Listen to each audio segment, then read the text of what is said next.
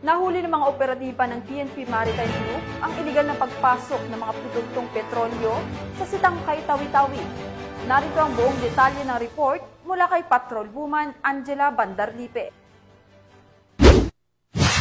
Nasabat ng mga tauhan ng 1st Special Operations Unit ng PNP Maritime Group ang dalawang hindi markadong speedboat na hinihinalang sangkot sa iligal na pagpapasok ng produktong petrolyo sa isinagawang seaborne patrol operation nito lamang Hunyo taong kasalukuyan sa Sitangkay, Tawi-Tawi.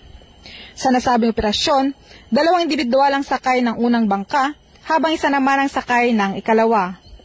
Tinatayang 3,400 litro o katumbas ng 16 na drum ng hinihinalang smuggled na gasolina ang nakumpiska mula sa ikalawang bangka.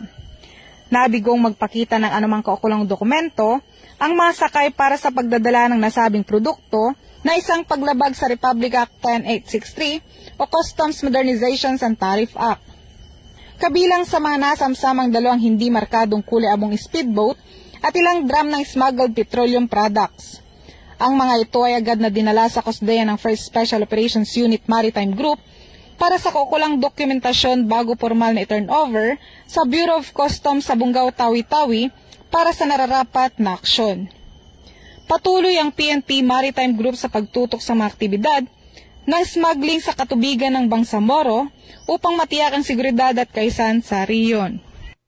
Mula rito sa riyon ng Bangsamoro, ako ang iyong Police News Network Correspondent, Patrol Woman Angela Bandarlipe. Alagad ng batas, tagataguyod ng balitang pulis.